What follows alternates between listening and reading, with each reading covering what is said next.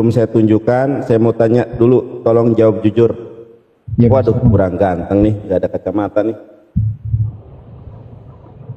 Oke.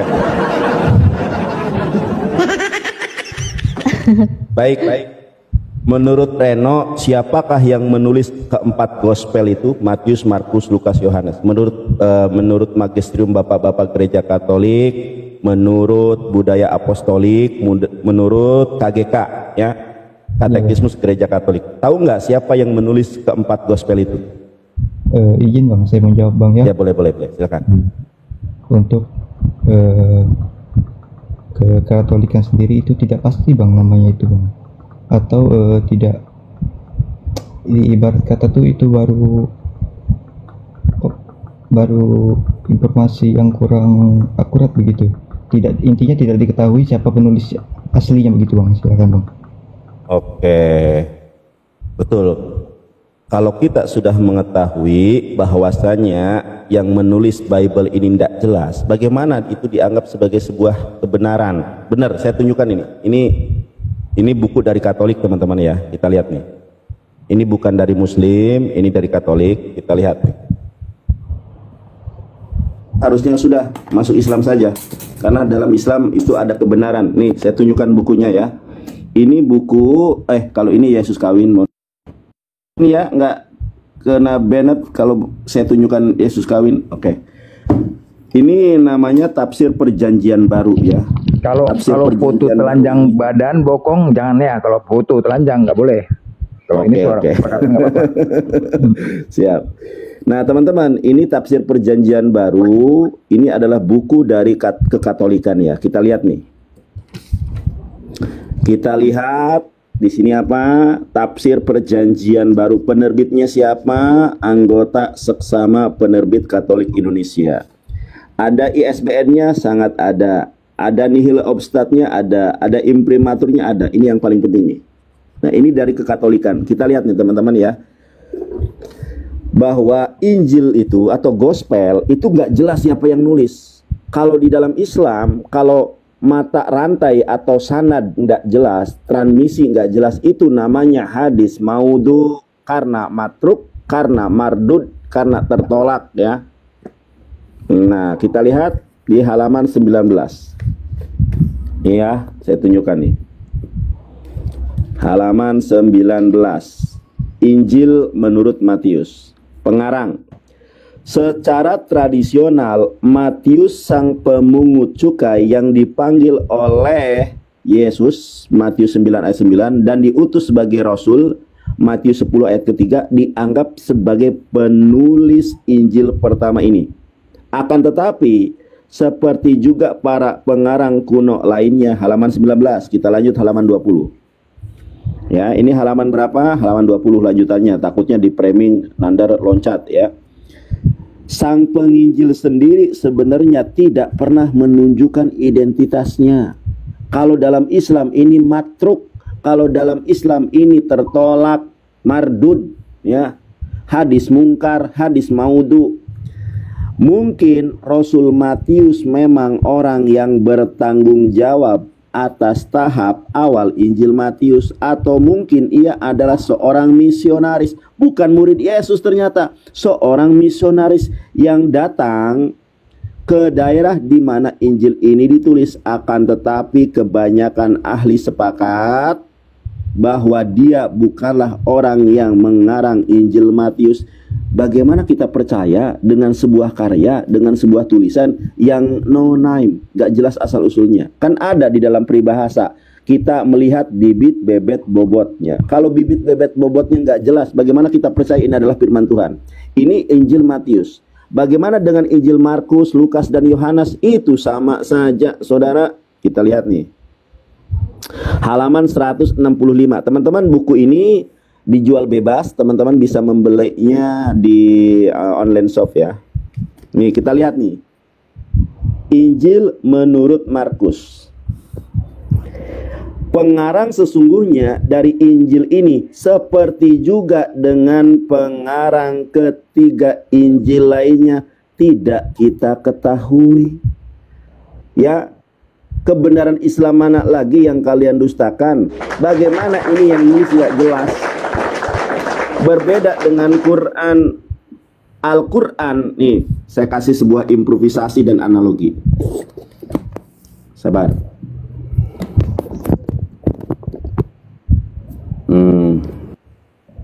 Jadi kalau Al-Quran, coba teman-teman buka ayat Al-Quran surat kedua ayat ke-23 sampai 24. Apa yang difirmankan oleh Allah Subhanahu wa taala? A'udzubillahi minasyaitonirrajim. Wa in kuntum fi raibin mimma nazzalna 'ala 'abdina fa'atu bi surati min mislihi wad'u syuhada'akum min dunillahi in kuntum shadiqin. Fa ilam taf'alu wa lam taf'alu fattaqun narul lati waquduhan nas wal hijarah u'idat lil kafirin. Artinya apa? Seandainya kalian ragu terhadap Al-Qur'an yang diturunkan, yang diwahyukan Allah kepada Nabi Muhammad SAW, buatlah semisal Al-Quran. Al-Quran itu paling pendek 3 ayat, inna a'toinakal kausar wal ashr dan lain sebagainya. Ada 1 ayat lagi. Apa kata Allah? Kalau kalian mampu membuatnya, coba buat 3 ayat aja seperti Quran. Apa kata Allah? Fa ilam taf'alu walang taf'alu fatakun narolati waquduhan nas wal hijarah mu'idat lil kafirin. Pasti kalian tidak akan dapat membuatnya. Teman-teman pernah mungkin mendengar seorang bule wanita dari Australia. Dia pernah menginstruksikan, benarkah Al-Quran ini tidak bisa dibuat? Benar, kata EA. Coba kamu membuat seperti ayat Quran. Tidak bisa. Sekarang coba buatlah kamu ayat seperti Bible. Pada mulanya adalah EA bersama-sama manusia dan manusia adalah EA. Tuh, kalau membuat ayat Bible sungguh cukup sangat gampang sekali. Itu Quran surat Al-Baqarah ayat ke-23, ayat ke-24. Coba dibaca ayat Quran surat 17, Quran surat 17, Quran surat Al-Isra ayat ke-88. Saya bacakan ya. Itu Allah menantang seluruh manusia. Silakan berkoloni, silakan berafiliasi, silakan bersinergi dengan jin, dengan Lucifer. Itu apa kata Allah? Kita lihat ya. Quran surat Al-Isra ayat ke-88. Saya tunjukkan, ini hebatnya kalau Al-Quran ya. Kalau Bible itu kita juga bisa buat kalau Bible, tapi Quran itu nggak bisa dibuat. Bahkan kalau Bible kan nggak jelas yang nulisnya siapa. Nih teman-teman ya, saya tunjukkan ayatnya. Quran surat Al-Isra ayat ke-88. A'udzubillahi minasyaitonirrajim. Qul la in istama'atil insu wal jinnu ala ayyatu bimithli hadzal qur'ani la ya'tuna bimithlihi walau kana ba'duhum li ba'dhin dhahira. Artinya, katakanlah sesungguhnya jika manusia dan jin berkumpul untuk membuat yang serupa Al-Quran ini, mereka tidak akan dapat membuat yang serupa dengannya sekalipun mereka saling membantu satu sama lain. Bayangkan loh, hanya kitab Al-Quran yang memberikan tantangan semacam ini. Bayangkan semua manusia berkumpul dengan jin untuk membuat Al-Quran. Apa kata Allah? Mereka tidak akan dapat membuatnya. Allah yang menantang, tetapi Allah yang memberikan jawaban. Mereka tidak akan dapat mampu untuk membuatnya.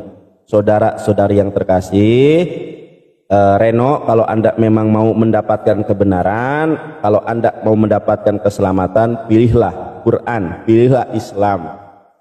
Saya bisa menunjukkan loh ayat-ayat yang sudah tidak asli di dalam Bible kalau kamu mau. Contoh di dalam Markus 16 ayat ke-8. Itu coba kamu lihat di situ. Di dalam original teks itu Markus 16, di dalam Kodeks Vatikanus, Kodeks Sinaiticus, Markus 16 itu berhenti sampai ayat ke-8. Tapi di dalam Biblemu sekarang itu sampai ayat 20, ada 12 ayat tambahan. Yuk, itu saja. Mungkin teman-teman mau ada yang menambahi, tapi kalau Reno mau bertanya terkait apa yang saya paparkan, silakan. Jadi Alkitab atau Bible, Injil, Gospel itu sudah dipalsukan karena yang nulis tidak jelas.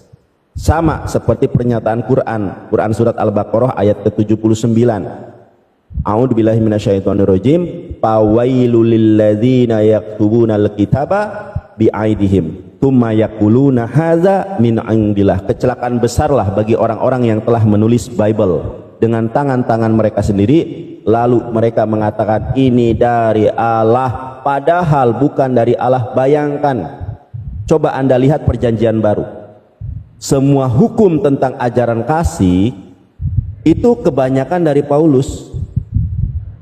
Ada 13 kitab yang dikarang Paulus, mulai dari Galatia, Roma, Efesus, Korintus, Tesalonika, Filipi, dan lain sebagainya. Itu 13 kitab, itu karangan Paulus loh. Sedangkan gospel hanya 4, dan itu pun tidak diketahui siapa yang nulis. Saya konklusi. Kesimpulan gini, seandainya dunia ini semua kitab suci, mau agama manapun dihilangkan dengan suatu kejadian yang sangat besar, sehingga tidak ada lagi mushafnya, tidak ada lagi mushaf Al-Quran, tidak ada lagi kodeks Bible, tidak ada lagi kitab Weda, Tripitaka, dan sebagainya sudah tidak ada, musnah karena satu dan lain hal. Ingat, tidak akan ada agama yang bisa menemukan kitab sucinya kembali kecuali Quran. Coba Anda tanya EA, adakah manusia yang hafal Bible? Nggak ada. Tetapi kalau teman-teman bertanya, adakah manusia yang hafal Quran? Itu puluhan juta di seluruh dunia. Bayangkan, bukan 100-200 loh, puluhan juta yang hafal Quran. Jadi kalau ada fenomena yang menghancurkan semuanya itu, maka kitab suci umat Islam akan terjaga keberadaannya sebagaimana janji Allah dalam Quran surat Al-Hijr ayat ke-9, inna nahnu nazzalna dzikra wa inna lahu lahafizun. Allah yang menurunkan Quran, maka Allah juga yang menjaganya. Kalau Bible yang menurunkan bukan Allah tetapi Paulus, saudara. Sorry kok jadi ustadz ya. Sorry ya, aduh saya gak enak sama Ustadz Blender nih ya. Lanjut. Silakan Reno. Mau dipertanyakan tentang itu. Kalau mungkin Anda ini bisa tahu dia tentang sejarah, tentang kitab. Silakan Reno. Mungkin Reno banyak nggak paham tentang kitab kan, penasaran kan? Iya Bang. Iya, silakan aja, tanya aja. Iya, memang begitu Bang, memang tidak diketahui. Suara Reno ini, mohon maaf Reno, suaranya kayak kecil gitu. Kenapa ya? Apa suara saya terlalu besar nih? Enggak, Iya. memang dia ngomongnya memang gitu, masih. Agak lembut dikit ya? Reno. Lembut dia memang. Iya, memang tidak diketahui secara pasti siapa penulisnya itu Bang, memang betul Bang. Makanya saya berusaha untuk menggali informasi lebih dalam gitu, tentang apa yang saya bisa temukan di dalamnya. Intinya pendukung kuat seperti legitimasi atau saksi segala macam gitu untuk Ya. memenuhi syarat sebagai kitab suci begitu Bang. Ya. Dari penjelasan saya tadi bahwa Bible ini layak nggak disebut sebagai kitab suci, penulisnya nggak jelas. Ini Reno, Reno tahu nggak kodeks tertua di dalam Kristenan itu kodeks apa? Kodeks. Sinaiticus atau? Nggak, jawab aja, jangan nggak usah. Meskipun salah saya tidak akan mengolok-olok. Apa? Kodeks tertua di dalam iman Kristen itu, ya, terutama kodeks yang berbahasa Yunani itu kodeks apa? Coba. Matius 5:37, ya katakan ya, tidak katakan tidak, yang lebih daripada itu dari si jahat. Halo Reno, Iya Bang. tahu atau tidak? Kalau tidak tahu saya kasih tahu. Tidak tahu ya. Tidak tahu. Baik teman-teman ya, kodeks tertua berbahasa Yunani itu paling tua itu Kodeks Vatikanus, dibuat 4 tahun dibuat tahun 329, 4 tahun setelah Konsili Nicea. Benar nggak? Konsili Nicea 325. Kodeksnya dibuat ya 325. Kalau Kodeks Vatikanus 329 berarti selisih 4 tahun, betul ya? Jadi Anda tahu kodeks enggak? Kodeks itu kalau dalam Islam mushaf, kalau dalam Kristen itu kodeks, kalau dalam bahasa Inggris itu the books ya, kitab. Jadi orang Kristen pertama kali punya kitab suci itu tahun 329 dan itu tidak lengkap. Hanya ada 4 kitab atau 5 kitab saja. Coba dicek. Ya, saya pernah dikasih linknya itu terkait Kodeks Vatikanus, itu hanya 4 kitab. Hanya 5 kitab saja, nggak lengkap. Itu pertama kali loh. Nah, orang Kristen punya kitab lengkap nih dari Kejadian sampai dengan Wahyu itu baru tahun 360 Masehi. Namanya Kodeks Sinaiticus 360 Masehi. Kita kurangi dengan terangkatnya Yesus ke Hasyamayim. Yesus terangkat ke Hasyamayim pada usia 33 Masehi. Bayangkan 360 tahun dikurangi 33 Masehi. Ada berapa itu? Coba berhitung bersama. 360 dikurangi 33. Nah, coba dihitung. Waduh, pada ngantuk semua saudara. 325 Erdogan. Bayangkan Reno, 325 orang Kristen baru punya kitab suci secara lengkap. Yang anehnya tidak ada yang pertama diakui atau tidak, disadari atau tidak. Kodeks ini kan disalin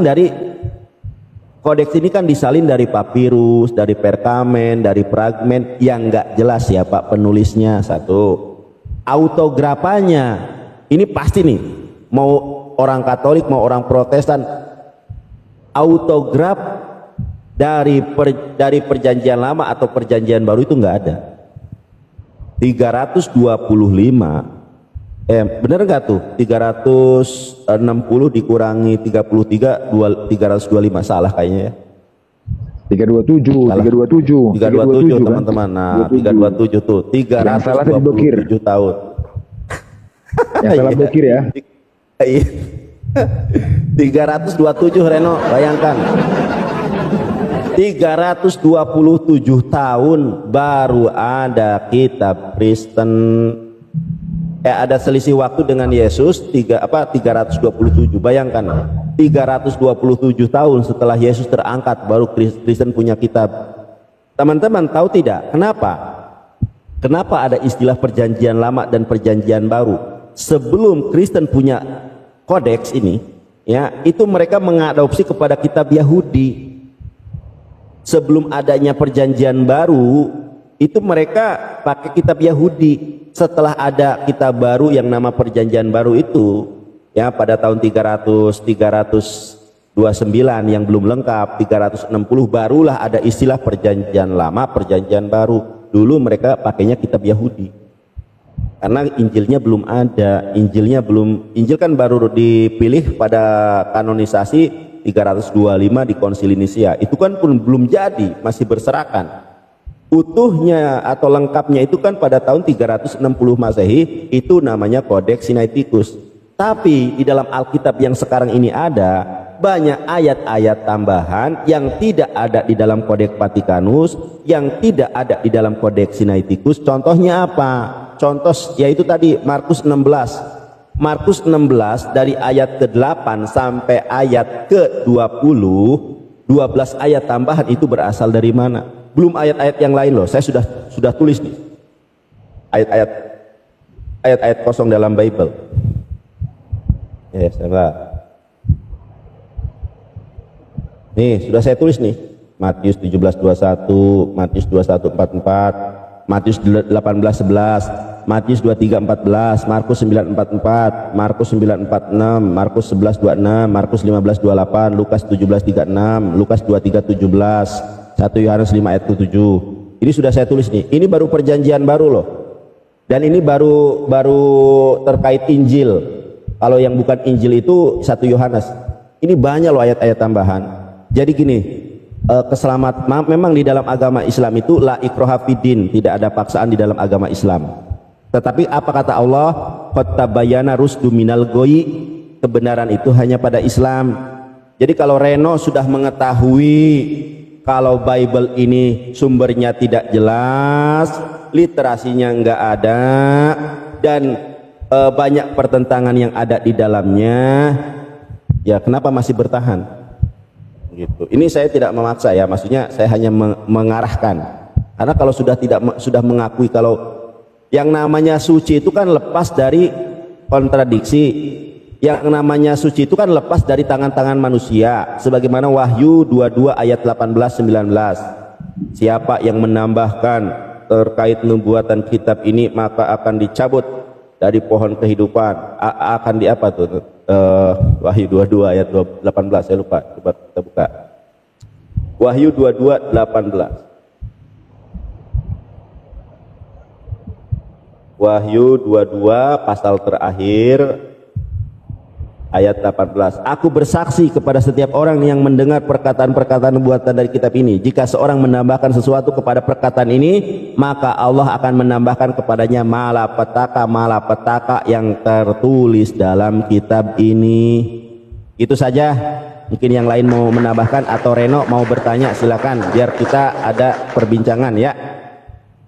Terima kasih. Reno, kalau tadi ayat tambahan itu mau dicatat aja. Reno boleh nengok sendiri bahwa saya tambahannya itu, atau Reno mau cek sendiri.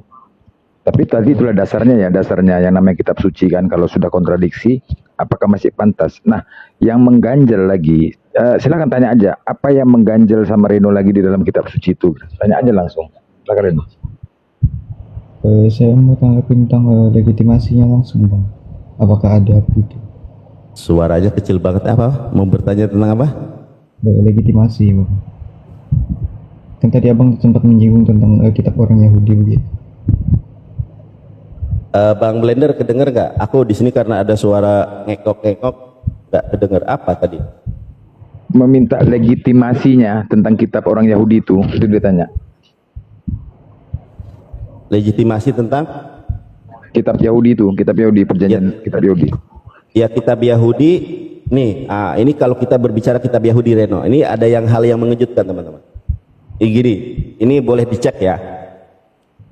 Makanya ketika kita belajar Quran, kita belajar Bible, itu kita akan menemukan satu titik bahwa yang benar itu Al-Quran. Coba kita lihat nih, apa kata Al-Quran? Quran surat Al-Baqarah ayat ke-79. Fawailul lilladzina yaktubunal kitaba biaidihim tsumma yaquluna hadza min indillah. Kecelakaan besarlah bagi orang-orang yang telah menulis Bible dengan tangan-tangan mereka sendiri, lalu mereka menambah, mengurangi, mereka lalu ngomong ini dari Allah, padahal bukan dari Allah, saudara. Nih saya akan tanya sama Reno dulu ya, kita berbagi nih. Reno, kodeks tertua, jangan kodeks dulu, perjanjian lama itu bahasa aslinya bahasa apa? Bahasa Yunani mungkin. Yunani itu perjanjian baru. Perjanjian lama? Bahasa Aramaik atau apa? Oke, baik. Katakan ya, tidak katakan ya. Tahu atau tidak? Tidak, Bang. Tidak, baik. Perjanjian lama itu bahasa aslinya bahasa Ibrani. Bisa dicek di Google, di EA, tanya EA. EA, perjanjian lama bahasa aslinya apa? Ibrani, bukan Yunani. Nah, yang aneh teman-teman, kamu tahu nggak kodeks tertua perjanjian lama dalam bahasa Ibrani itu tahun berapa kodeks tertuanya? Gak tahu juga, Bang. Hah? Gak tahu juga, Bang. Gak tahu? Baik. Teman-teman, kodeks tertua itu ya, berbahasa Ibrani dalam perjanjian lama itu baru abad ke-10. Ya. 1000 tahun, abad 10 itu berarti, kalau abad 10 berarti 1 abad 100 tahun. 1000 tahun setelah Yesus lahir dan 4 tahun setelah Nabi Muhammad diutus, itu baru ada perjanjian lama dalam bahasa Ibrani. Nama kodeksnya Aleppo Codex. Aleppo Codex itu adalah perjanjian lama berbahasa Ibrani tapi tanpa harokat kalau dalam bahasa Arab. Kalau dalam bahasa Ibrani tanpa nikut. Nah, baru ada nikut namanya Kodeks Leningrad. Kodeks Leningrad itu pada abad 10, Aleppo Codex pada abad 9. Jadi baru selisih 100 tahun lah ya, 90-an tahun lah. Bisa dicek itu. Kalau saya bohong dicek. Kodeks tertua Perjanjian Lama bahasa Ibrani itu baru ada tahun berapa? Pada abad 10. Itu Aleppo Kodeks pertama berbahasa Ibrani, tapi tidak ada Nikut. Setelah disempurnakan jadi Leningrad Kodeks. Sekarang Musa itu lahir tahun berapa Musa? Hidup pada zaman berapa? Berapa Masehi? Sebelum Masehi Musa? Baik, saya jelaskan aja. Musa itu lahir, mohon maaf ya kalau saya salah nanti diralat ya. Musa lahir itu pada tahun 13 sebelum Masehi ya, 1300 tahun sebelum Yesus lahir itu Musa menerima Taurat. Bayangkan 1300 tahun ditambah 1000 tahun, berapa itu? 2300 tahun. Nah, yang jadi masalah sumber penerjemahan Perjanjian Lama ke bahasa Ibrani kan gini. Kodeks tertua bahasa Perjanjian Lama itu kan namanya Septuagint. Septuaginta itu 3 sebelum Masehi, 300 tahun sebelum Yesus lahir. Itu kodeks tertua loh. Namanya Septuagint. Jadi lebih dulu yang Yunani daripada yang Ibrani. Nah, yang menjadi masalah Septuaginta itu kan diterjemahkan dari yang berbahasa Ibrani pada zaman Musa, tapi selisihnya lama banget. Nah, bagaimana kita percaya dengan kitab yang 2600 tahun baru dibuat nih? Saya tahu nih, saya kasih tahu. Tuhan yang disembah Musa itu tidak pernah bernama Yahweh loh. Yahweh itu adalah nama berhala, nama dewa pagan. Cari di Google, boleh cek. Yahweh adalah nama berhala. Kok bisa nama Tuhan Israel itu Yahweh? Itu baru ada 1000 tahun setelah Yesus lahir. Sebetulnya nama Tuhan orang Yahudi adalah Allah, diganti menjadi Yahweh. Kenapa? Asal muasalnya ketika orang-orang Bani Israel dibuang ke Babel. Ketika Bani Israel dibuang ke Babel, dipaksa oleh orang Babel, kamu kalau mau hidup tinggalkan nama Allah, ganti ini nama Yahweh. Makanya turun-temurun menggunakan nama Yahweh. Yahweh itu nama berhala, nama dewa pagan. Tidak percaya, cek sendiri di Google biar tidak disuapin terus. Jadi Tuhan itu namanya Allah. Ketika orang Israel dibuang ke Babel, ya, dibuang ke Babel tahun berapa? 6 sebelum Masehi, berarti 600 tahun ya sebelum Yesus lahir. Kalau Kodeks Vatikanus kan, kalau Septuagint kan 3 sebelum Masehi. Kalau dibuangnya bangsa Israel ke Babel itu pada tahun 6 sebelum Masehi ya. 600 tahun sebelum Masehi. Itu bisa dicek loh. Sama seperti Islam di Andalus. Andalus sekarang Spanyol. Orang Islam kan dikasih pilihan, mau hidup atau mati. Kalau mau mati tetap dalam Islam, kalau mau hidup masuk Kristen. Itulah Kristenisasi zaman dahulu, hidup dan mati sama. Makanya di dalam kitab Katolik ada Makabe 1, Makabe 2. Coba dilihat bagaimana orang Yahudi dipaksa untuk memakan B2. Itu Makabe 1, Makabe 2 loh. Anda kan Katolik, dibaca itu Makabe 1, Makabe 2. Kenapa Yesus tidak dipercaya oleh orang Yahudi? Bayangkan. Itu juga ada di dalam hadis. Kenapa orang Yahudi menolak Yesus sebagai Mesias? Karena Mesias yang diminta oleh orang Yahudi adalah Mesias yang dapat membebaskan bangsa Yahudi dari kekejaman Roman Empire. Datang-datang Yesus tidak punya pasukan, datang-datang Yesus cuma punya 12 murid. Jangankan menghadapi Roman Empire. Inilah teman-teman kenapa orang-orang Yahudi itu tidak percaya kepada Yesus sebagai Mesias. Bayangkan bagaimana kekejaman Roman Empire. Makabe 1, Makabe 2 dibaca itu. Ada yang dibakar, ada yang digiling, ada yang disuruh makan B2. Bayangkan dipaksa itu orang Yahudi supaya makan B2. Torah harus dibakar.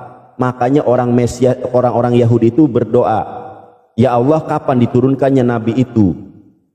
Ya, datang-datang Yesus gak punya pasukan, bukan seorang raja. Makanya di dalam hadis bersabda, orang-orang Yahudi itu ketika ini berdoa kepada Allah, ya Allah, aku berdoa atas nama Muhammad, ya, nabi yang engkau janjikan akan membebaskan kami dari penderitaan. Coba bayangkan, hanya Islam saja, sejarah mencatat bahwa hanya Islam saja yang melumpuhkan kekaisaran Romawi, namanya Muhammad Al-Fatih atau Mehmed IV. Ada nggak orang Kristen Kristen yang mengikut Yesus yang mampu mengalahkan itu? Nggak ada. Bahkan justru mereka sendiri yang menjajah orang Yahudi. Nah, itu ceritanya. Oleh karena itu, apa terlalu cepat saya ngomong? Gitu, Reno. Jadi kalau kita melihat sejarah, maka akan semakin terang benderang kebenaran itu hanya ada pada Islam. Nih, aku tanya sama kamu. Nih, kita tunjukkan teman-teman ya ayat palsu di dalam Bible. Bang Kita tunjukkan ini salah satunya. Satu ayat lagi, satu pembahasan lagi.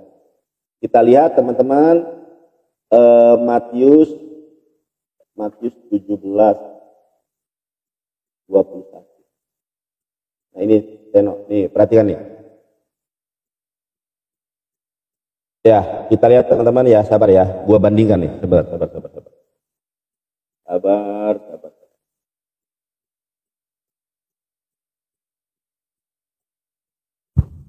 Sabar ya. Teman-teman lihat nih. Nih, sebelum direvisi Matius 17 ada enggak ayat 21-nya? Ya. Matius 17 itu enggak ada ayat 21. Ayat 21 itu kosong. Kosong teman-teman ya. Tuh, enggak ada ayatnya 21.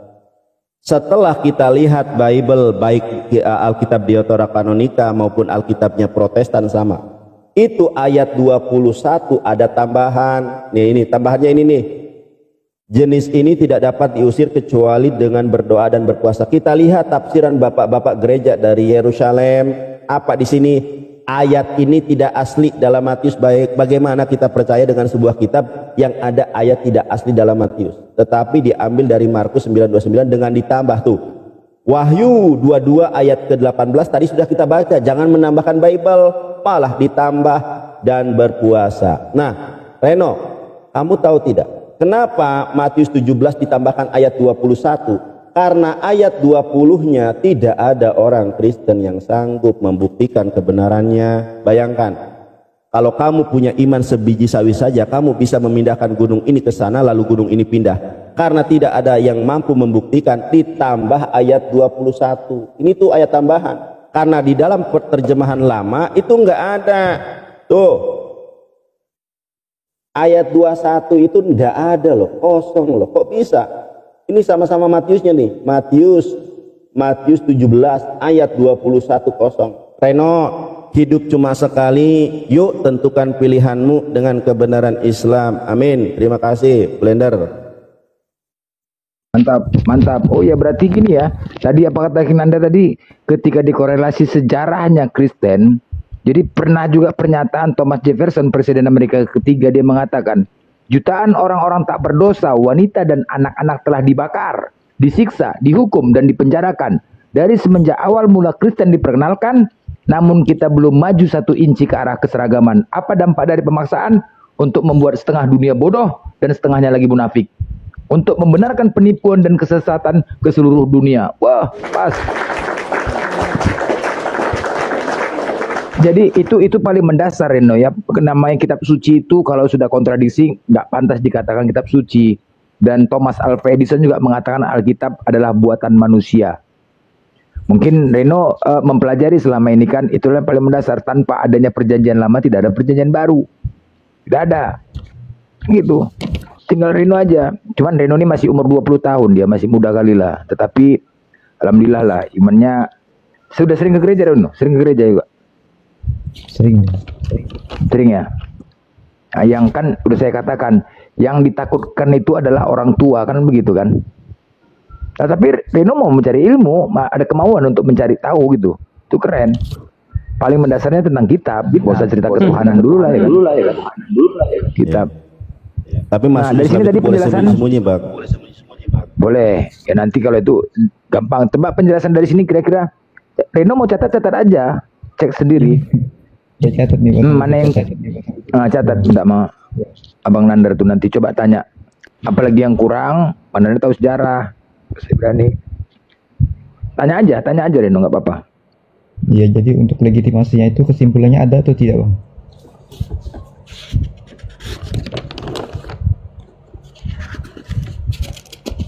Mute Bang Nanda. Kesimpulannya. Kemute. Kemute. Legitimasinya, kesimpulannya ada atau tidak? Itu pertanyaannya. Ya ini.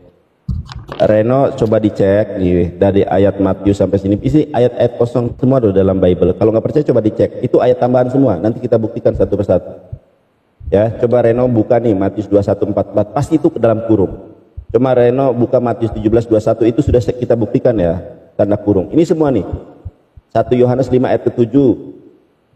Kalau yang Yohanes 14:26 ini nubuatan ya, jangan. Ini nubuatan Nabi Muhammad. Nah ini. Coba di screenshot nih. Teman-teman yang di bawah juga boleh ya. Coba dibuktikan. Itu tanda kurung semua loh. Nah, inilah bedanya Al-Qur'an dengan Bible. Kalau Al-Qur'an itu bukan melarang loh, tapi Al-Qur'an itu menantang. Al-Qur'an menantang siapa yang tidak percaya buat 3 ayat seperti Qur'an. Al-Qur'an itu melindungi, karena kalau orang jangan mencuri, tetap ada orang yang mencuri. Jangan membunuh, tetap ada aja orang yang membunuh. Jangan korupsi, tetap aja ada orang korupsi. Bible itu nggak menjamin loh. Di dalam Bible itu ayatnya adalah larangan. Kalau larangan itu bisa dilanggar. Tapi Quran, inna nahnu nazzalna dzikra wa inna lahu lahafizun. Akulah yang menurunkan Quran, kata Allah. Aku juga yang menjaganya. Dengan cara apa Allah menjaga Quran? Puluhan juta orang hafal Quran di dunia. Tapi kalau kita bertanya ke EA, ada enggak orang Kristen yang hafal Bible? Ada enggak orang yang Yahudi yang hafal Bible? Tidak ada. Kenapa tidak hafal? Yang masing-masing dengan bahasanya sendiri-sendiri. Ada Indonesia, ada Cina, ada Malaysia, ada pokoknya tepek bengek lah. Terima kasih. Lanjut. Kalau Mbak Natali mau nambahkan silahkan.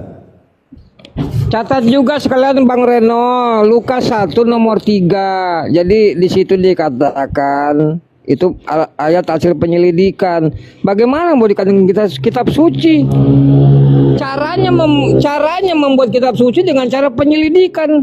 Itu kan tidak masuk akal Bang Reno. Seperti itu. Sekian, makasih. Iya. Jadi saya sudah dapat kesimpulannya, Bang. Terima kasih, Bang.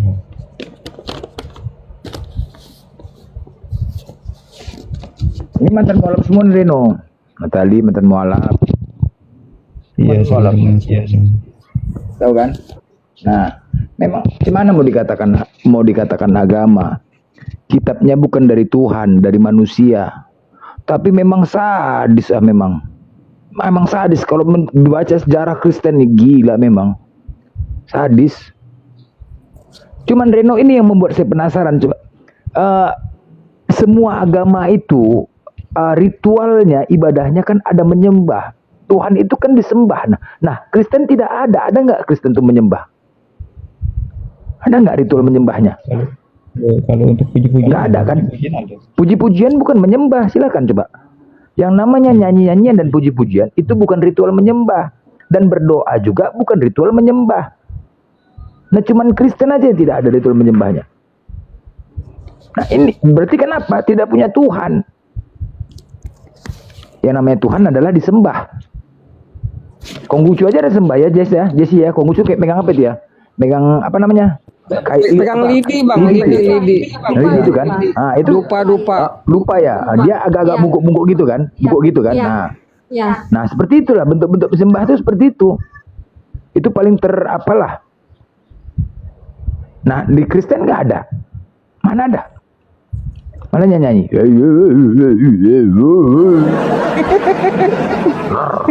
itu kan nggak ada. Iya benar. Nah, artinya nggak punya kalau kita lihat dari definisi Tuhan, berarti nggak ada Tuhan Kristennya. Untuk apa dikatakan dia punya Tuhan kalau tidak disembah? Jadi sebenarnya begini Bang, sebenarnya mereka ini harus ikutin Yesus karena Yesus bersujud, gitu yang dikatakan menyembah, begitu Bang Reno. Ya, karena juga ditulis Islam itulah memuliakan datang Al-Qur'an datang ya untuk meluruskan. Di kitab itu dikatakan Yesus dibunuh disalib. Oh, Al-Qur'an datang. Oh, tidak. Masa yang namanya utusan dibunuh? Tidak, meluruskan. Bunda Maria dikatakan melahirkan, oh tidak, dimuliakan gitu loh. Makanya ada surah Maryam. Surah Quran, terus kami juga Islam juga meluruskan di sini. Cuman karena doktrin ya. Kalau udah doktrin kebencian, apapun yang kita sampaikan benar pun salah di mata orang yang dengar benci itu. Begitu juga sebaliknya. Kalau udah suka dengan orang, salah pun yang kita sampaikan benar di mata dia. Tadi sih, justru kami di sini, silakan. Jadi kalau mungkin abang sedikit bertanya kenapa kami Kristen tuh berdoa tidak bersujud atau sedikit keliru dari keajaran Yesus yang asli. Perlu abang ketahui, Paulus sudah meluburkan di kitabnya sendiri yaitu Galatia. Sebab itu Kristus telah menebus kita dari kutuk hukum Taurat. Mungkin abang sudah tahu begitu bang. Jadi hanya beberapa saja yang kami jalankan. Nah, kita bahas lagi Reno, Paulus tadi kan sudah dikatakan. Kita bahas lagi biar Bang Nandar ini yang membahas bagaimana Paulus. Artinya apakah pantas dikatakan Tuhan itu terkutuk gitu loh. Nah, itu aja lah, itu aja. Bahasa terkutuk itu yang pantas hanya diberikan kepada iblis. Terkutuklah kau iblis. Coba saya katakan Reno, terkutuk kau Reno. Nggak enak kan? Hanya memang dikhusus untuk iblis. Terkutuklah. Nggak pantas sekali Tuhan seperti itu gitu loh. Nah, sekarang mungkin Bang Dandar bisa ditanya tentang Paulus ini. Kalau memang Reno masih mempercayai Paulus. Iya bang. Dialah penyesatnya, dialah perusaknya nih. Iya, sebelumnya jika sebenarnya sih bang, supaya tidak terjadi kekeliruan bang. Ya, Paulus itu penyesat bang. Coba di dalam ajaran Yesus kan begini, Matius 7 ayat 18. Pohon yang baik tidak mungkin menghasilkan buah yang buruk. Pohon yang buruk tidak mungkin menghasilkan buah yang baik. Ingat ya Reno ya, kamu cari dari perjanjian lama sampai dengan perjanjian baru. Tidak ada nabi yang mantan penjahat, itu nggak ada loh. Kenapa? Karena nabi itu pohon yang baik. Nabi Muhammad pohonnya baik. Dari awal, dari muda disebut sebagai Al-Amin. Bahkan kitab Wahyu mengatakan Nabi Muhammad sebagai Al-Amin, sebagai permulaan dari ciptaan Allah. Nah, kalau si Paulus itu mantan penjahat, ini nggak apa-apa ya, nanti aku kena rungkat. Aku agak keras, aku aman keras aja aman ya. Nih si Paulus itu mantan penjahat. Nah, karena pohonnya buruk saudara, maka dia buahnya juga buruk. Coba si Paulus ketika sudah menjadi bertobat, apakah dia sudah berubah? Tidak. Nih saya tunjukkan ayatnya. Si Paulus merampok. Coba cari di dalam bahasa Indonesia KBBI, kalau mencuri adalah mengambil hak orang lain dengan diam-diam, tidak diketahui pemiliknya, itu namanya mencuri. Kalau merampok, mengambil harta orang dengan jalan paksa atau kekerasan. Paulus bagaimana kita lihat? Ini dia setelah jadi rasul loh. Ini saya tunjukkan ayatnya. Ya. Coba Anda baca ini 2 Korintus 11 ayat 8. Ini bukan kucuri loh. Kalau kucuri itu kan diam-diam, kurampok loh. Jemaat-jemaat lain telah kurampok dengan menerima tunjangan dari mereka supaya aku dapat melayani kamu. Satu, ini kejahatan Rasul Paulus. Ini tindak pidana nih, kalau di Indonesia kena nih. Kita lihat yang kedua adalah Paulus melegitimasi segala macam kepalsuan. Di mana ayatnya? Filipi 1:18. Nah, kita lihat nih. Tetapi tidak mengapa, sebab bagaimanapun jua Kristus diberitakan baik dengan maksud palsu maupun dengan jujur. Tentang hal itu aku bersukacita dan aku tetap bersukacita. 2. Kejahatannya apalagi? Kita lihat. Yang ketiga, Paulus, kenapa orang Kristen mempermasalahkan kebohongan dalam 3 hal ya? Rasul Paulus itu membolehkan kebohongan dalam setiap hal. Selama kebohongan itu menjadi melimpah ruah bagi kemuliaan Theos nih. Tetapi jika kebenaran Allah oleh dustaku semakin melimpah bagi kemuliaannya, mengapa aku masih dihakimi lagi sebagai orang berdosa? Yang ngerti bahasa Indonesia pasti paham dengan ayat ini. Kalau berbohong demi kebenaran Allah itu dibolehkan dalam agama Kristen. Makanya saya kemarin ada yang namanya Margareta Sitomorang. Dia pakai cadar naik ke rumah saya. Hai Uti, assalamualaikum. Jangan assalamualaikum, saya kotan lah. boten, tertutup banget itu. Kalau si Mikana kan masih ini ya, ini pakai cadar. Ternyata saya paham, inilah Paulus yang mengajarkan berbohong dalam segala hal. Ada lagi nggak? Sudah 3 nih ya, saya sebutkan satu lagi. Si Paulus itu, saya mau tanya sama Blender nih, Blender, kalau tipu daya perbuatan, kalau orangnya disebut apa? Penipu. Penipu. Kita lihat nih, Paulus berbuat apa? 2 Korintus 12 ayat ke-16. Ya, teman-teman, saking paniknya LAI, ya silakan cari orang Kristen yang pandai, yang ahli bahasa Yunani. Saya nggak ahli ya, saya bisa baca tapi nggak ahli. Teman-teman lihat di sini LAI sangat malu menambahkan kamu katakan sampai di strip panjang itu loh, strip panjang kamu katakan. Kita lihat dalam bahasa Yunaninya, cuma kita baca dulu dalam bahasa Indonesia ya. Baiklah, aku sendiri tidak merupakan suatu beban bagi kamu, tetapi karena ini nggak ada dalam bahasa Yunaninya, kita lewati. Tetapi dalam kelicikanku aku telah menjerat kamu dengan tipu daya. Tipu daya orangnya penipu, ya. Kelicikan orangnya picik. Kalau penipu, kalau tipu daya perbuatan, kalau penipu orangnya. Kalau picik orangnya, perbuatannya licik. Di dalam bahasa Yunaninya, carilah. Kalau saya bohong, silakan cari di The Bubble Hub. Esto de ego aukate baresah yumas. Aku ini bukan suatu beban bagi kalian, yumas. Al tetapi yufarkons panorgos doloh yumas elabon. Tetapi dalam kelicikanku aku telah menjerat kalian, ya, elabon, dengan tipu daya. Kenapa LAI menambahkan kamu katakan? Begitu banyak loh ayat-ayat tambahan semacam ini. LAI saja malu loh dengan perkataan Paulus. Untuk menjaga reputasi Paulus, ditambahkan dengan kamu katakan, seolah-olah orang lain yang mengatakan gitu, padahal dia sendiri yang ngaku. Makanya Yesus mengatakan di dalam Matius 7 ayat ke-15, waspadalah terhadap nabi-nabi palsu yang akan datang kepadamu. Kata ini, kita lihat Matius 7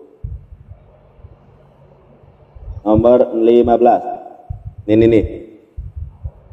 Waspadalah terhadap nabi-nabi palsu yang datang kepadamu. Ya, kalau dalam bahasa Ibraninya itu bukan kepadamu. Begitu juga Yunani, kepada kalian. Itu murid-murid Yesus.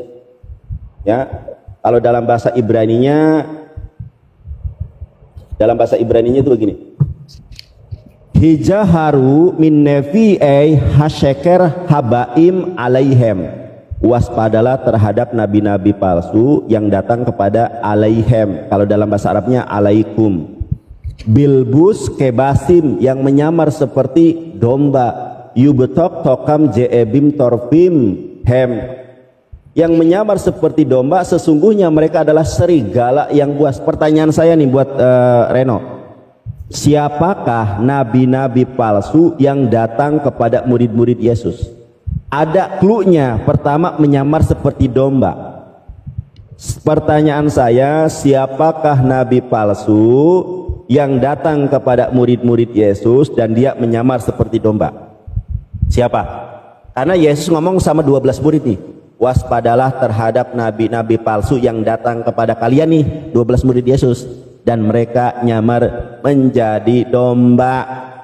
Domba itu di dalam teologi kekristenan adalah Kristen atau pengikut Yesus. Pertanyaan saya, siapakah nabi palsu yang menyamar menjadi pengikut Kristus? Siapa di ayat ini? Reno tidak tahu, saya kasih tahu. Di depan 12 muridnya itu dia bicara ya. Iya, dalam bahasa Ibraninya alaihem, dalam bahasa Yunaninya yumas. Izin bang. Ya, boleh. Untuk jawaban itu saya sudah tahu bang, tapi saya tidak bisa langsung menjabarkannya langsung bang.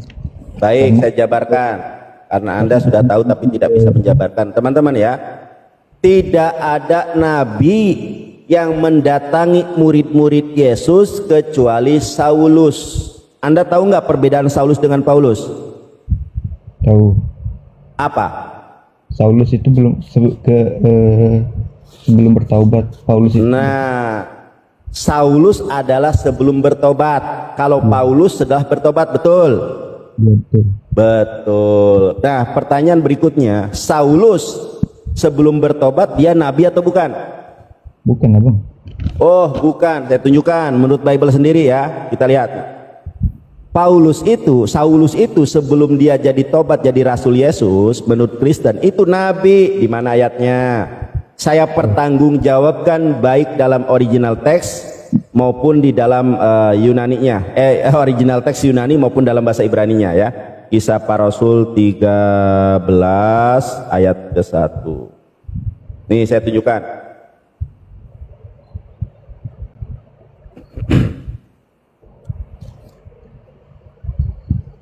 Nih brother. Jadi nabi-nabi yang mendatangi para murid Yesus itu ya si Paulus. Nih, kita lihat nih ya. Pada waktu itu dalam jemaat di Antioquia ada beberapa nabi dan beberapa pengajar. Tuh bagaimana LA ini nggak jujur loh. Teman-teman carilah. Saya tunjukkan aja lah.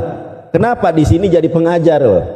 Harusnya para pengajar. Jadi selain nabi dia ini para pengajar. Kita lihat di dalam Bubble Hub kalau nggak percaya ya. Saya tunjukkan Bubble Hub-nya. Jadi LA ini banyak tidak jujur, maksudnya banyak menyimpangkan terjemahan. Yang plural jadi singular, yang singular jadi plural. Ya, Kisah Para Rasul sabar. Kisah Para Rasul 13 nomor 1. Nah. Sabar.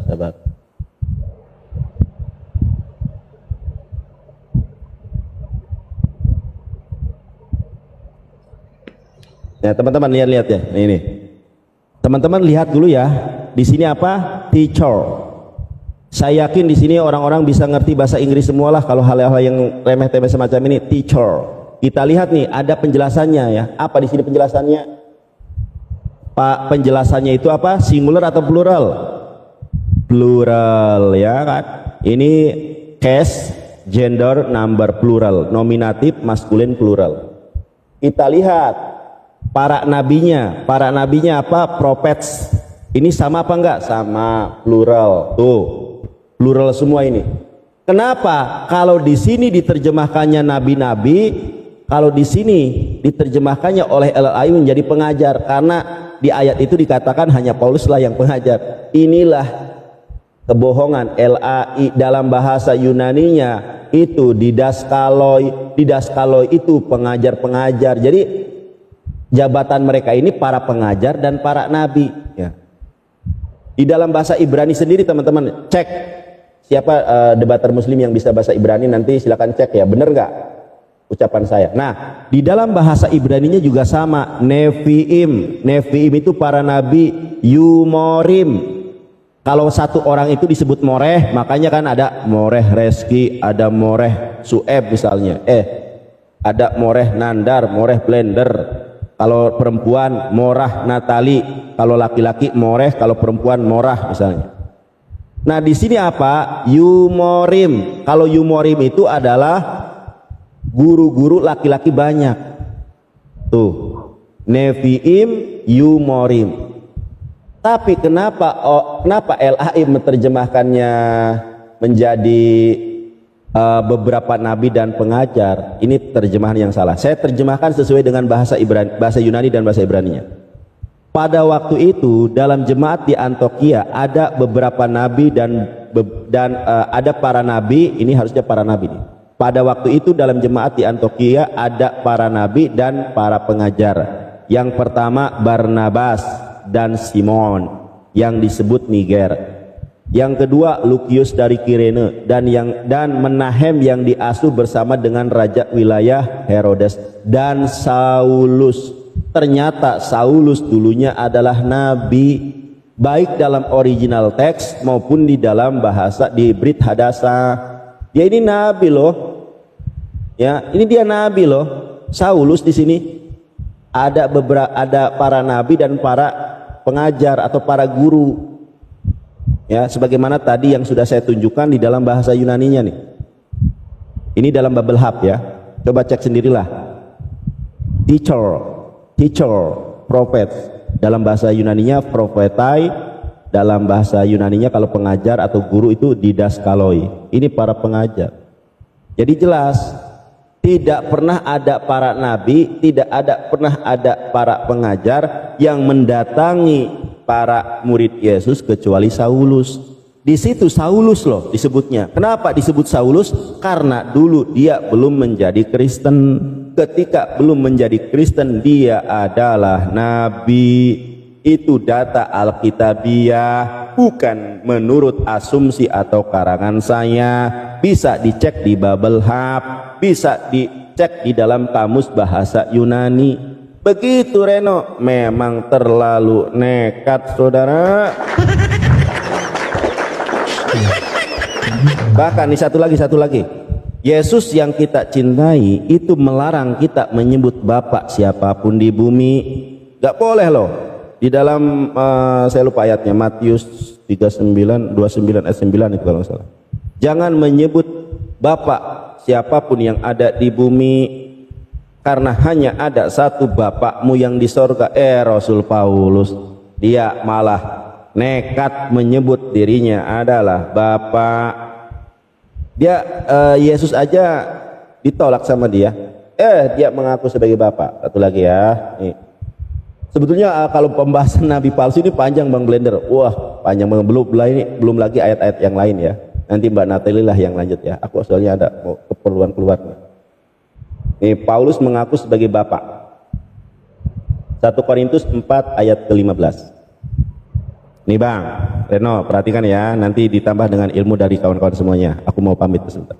Sebab sekalipun kamu mempunyai beribu-ribu pendidik dalam Kristus, kamu tidak mempunyai banyak bapa, karena akulah yang dalam Kristus Yesus telah menjadi bapakmu. Ternyata si Paulus mengaku sebagai bapak. Yesus bilang apa Yesus? Jangan menyebut siapapun bapak di bumi ini. Di mana ayatnya? Saya tunjukkan ayatnya. Ya.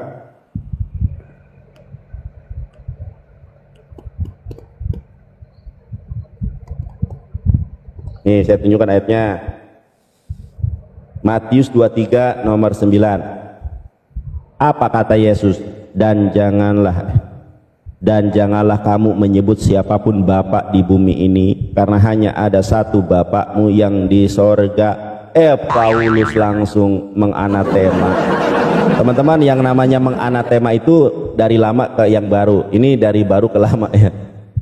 Sebab sekalipun kamu mempunyai beribu-ribu pendidik dalam Kristus, kamu tidak mempunyai banyak bapak, karena akulah yang dalam. Ternyata Paulus mengaku bersatu dengan Yesus, dalam Yesus nih, telah menjadi bapakmu. Makanya Yohanes 10 ayat 30, Bapa dan aku adalah satu. Saya kira Bapak Yahweh, ternyata Bapak Paulus. Saudara-saudara, memang sungguh berat. Terima kasih Bang Blender. Terima kasih Mbak Natalie, Jesse, Ocha, Arul, Regar. Oke, sebelum saya turun, gimana Bang Reno? Ada yang mau disampaikan? Makasih Bang, ilmunya. Terima kasih. Ya. Sama-sama. Terima kasih Bang. Ya gimana Reno? Jelas apa tidak? Takutnya nanti biar tidak ini ya. Setelah ini aku turun. Ada yang tidak jelas nggak? Jelas Bang, ya, Bang. Jelas banget. Ternyata Paulus itu dulu, Saulus itu nabi dia ya. Kisah Para Rasul 13 nomor 1. Lihat bahasa Yunaninya, kamu usia 20 tahun. Lihat, download. Nih saya tunjukkan aplikasinya. Biar teman-teman juga meng-cross check ya. Saya nggak mau dikira Nandar ini berbohong. Saya nggak mau. Nih saya lihatkan aplikasinya. Nah, saudara ya, di Google ada, di Play Store. Nggak tahu kalau di App Store ya. Saya tunjukkan nih,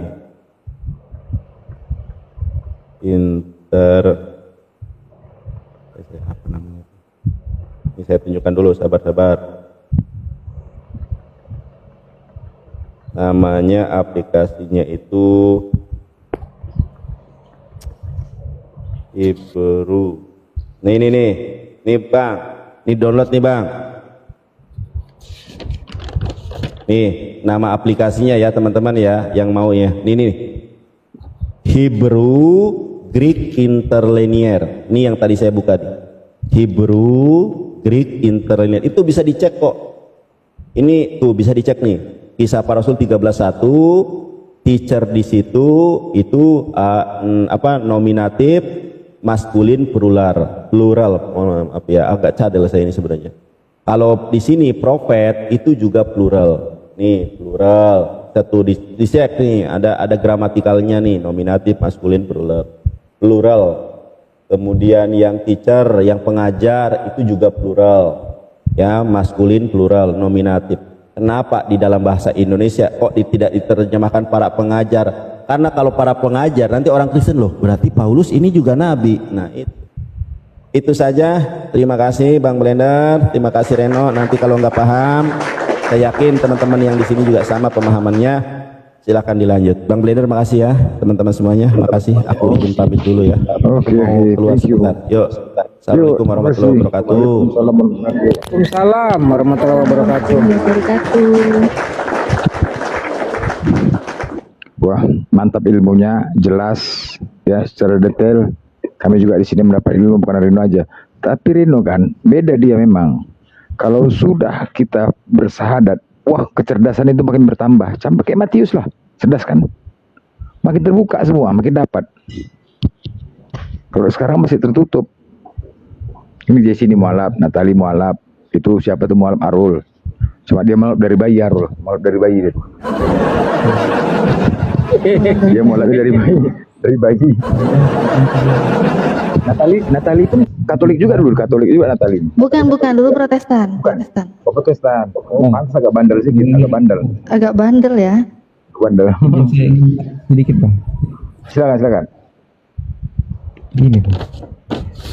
Semakin dalam membahas tentang Rasul Paulus ini saya semakin bingung. Kenapa? Karena ketika kita berkata beliau itu sudah menjadi nabi atau rasul lah gitu, sebelum ia bertobat. Nah, yang saya bingung itu kapan dia bertemu dengan Yesus, Bang? KPR 9 itu menurut Kristen, Saulus kenapa kau nego? Ya di Damsik, itulah pertemuannya, ada lain. Iya, cuman itu aja. Itu pun hoax, bohong. Ini aja Bang. Saya aja kan. Nah, yang saya minta itu bertemu secara langsung begitu Bang. Mana ada. Ya itulah dusta paling nyata.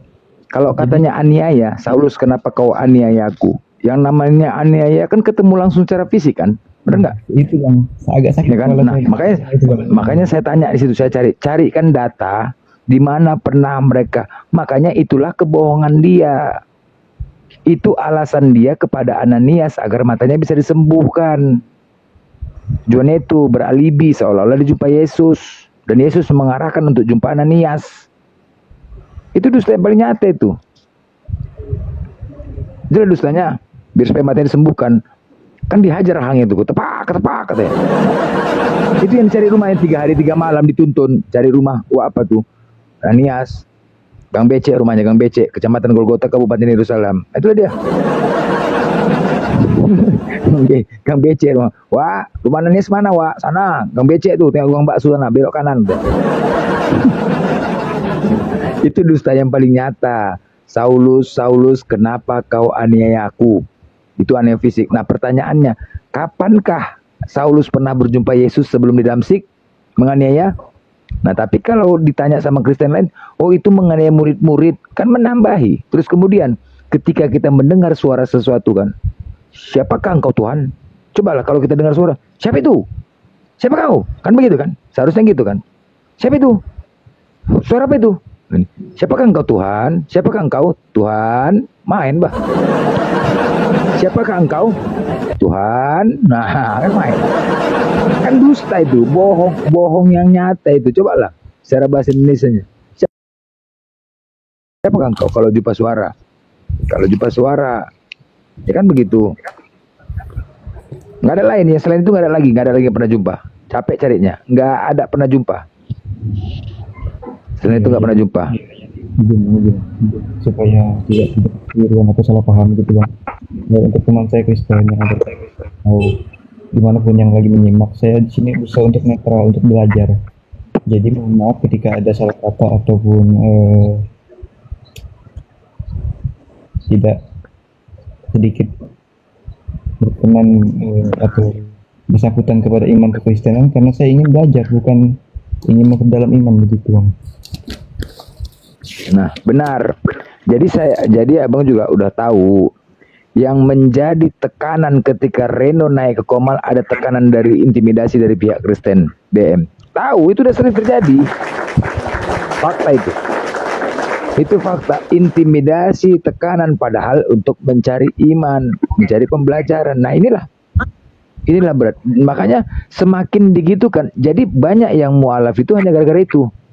Ya mah, banyak yang terjadi orang pendapat pembelajaran gini, justru dia kembali lagi. Makanya Bang yakin pasti dia akan kembali lagi untuk bersadat. Kenapa? Karena intimidasi dari pihak Kristen. Intimidasi ketika nanti diskusi ke Komalnya,